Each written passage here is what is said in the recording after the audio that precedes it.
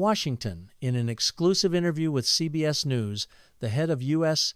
Immigration and Customs Enforcement said his agents will arrest anyone they find in the country illegally, even if they lack a criminal record, while also cracking down on companies hiring unauthorized workers. Todd Lyons, the acting director of ICE, said his agency will prioritize its limited resources on arresting and deporting the worst of the worst, such as those in the U.S. unlawfully, who also have serious criminal histories. But Lyons said non-criminals living in the U.S. without authorization will also be taken into custody during arrest operations, arguing that states and cities with sanctuary policies that limit cooperation between ICE and local law enforcement are forcing his agents to go into communities by not turning over non-citizen inmates. What's, again, frustrating for me is the fact that we would love to focus on these criminal aliens that are inside a jail facility. Lyons said during his first sit-down network interview on Face the Nation with Margaret Brennan, a local law enforcement agency, state agency, already deemed that person a public safety threat and arrested them, and they're in detention.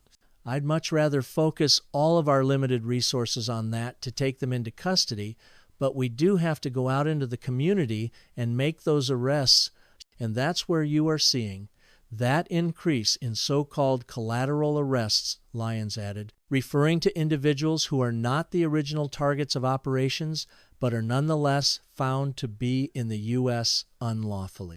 If ICE encounters someone that is here in the country illegally, we will take them into custody, Lyons said. We have opened up the whole aperture. Collateral arrests by ICE were effectively banned under the Biden administration, which issued rules instructing deportation officers to largely focus on arresting serious criminal offenders, national security threats, and migrants who recently entered the U.S. illegally. That policy was reversed immediately after President Trump took office for a second time in January. As part of Mr. Trump's promise to crack down on illegal immigration, his administration has given ICE a broad mandate, with White House Deputy Chief of Staff Stephen Miller pushing the agency to conduct 3,000 daily arrests. While ICE has so far not gotten close to that number, the agency just received tens of billions of dollars in additional funds from Congress to turbocharge its deportation campaign. Lyons said it's possible to meet the administration's target of 1 million deportations in a year with the new infusion of funds. ICE has recorded nearly 150,000 deportations in Mr. Trump's first 6 months in office, according to internal government data obtained by CBS News. From Jan 1 to the 24th of June, ICE deported around 70,000 people with criminal convictions, but many of the documented infractions were for immigration or traffic offenses, according to data obtained by CBS News. While the administration frequently highlights arrests of non-citizens convicted of serious crimes like murder and rape, ICE also has sparked backlash in communities across the country due to some of its tactics and actions, including the use of masks by agents, which Lyons said will continue due to concerns about the safety of his officers, arrests of asylum seekers, attending court hearings and raids on work sites. ICE is always focused on the worst of the worst, Lyons said. One difference you'll see now is under this administration, we have opened up the whole aperture of the immigration portfolio. Lyons promises to hold companies accountable. Another major policy at ICE under the second Trump administration is the lifting of a Biden-era pause on large-scale immigration raids at work sites.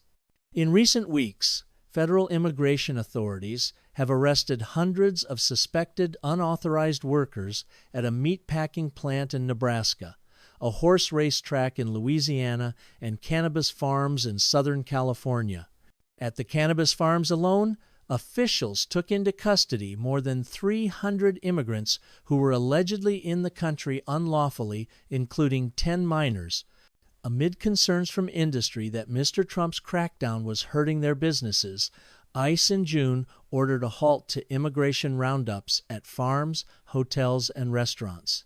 But that pause lasted only a matter of days. Since then, the president has talked about giving farmers with workers who are not in the U.S. legally a pass, though his administration has not provided further details on what that would entail. In his interview with CBS News, Lyons said ICE would continue worksite immigration enforcement, saying there's no ban on such actions. He said those operations would rely on criminal warrants against employers suspected of hiring unauthorized immigrants, which he said is not a victimless crime, noting such investigations often expose forced labor or child trafficking. Not only are we focused on those individuals that are working here illegally, we're focused on these American companies that are actually exploiting these laborers. These people that came here for a better life, Lyons said, asked to confirm that ICE plans to hold those employing immigrants in the U.S. illegally accountable and not just arrest the workers themselves, Lyons said. 100%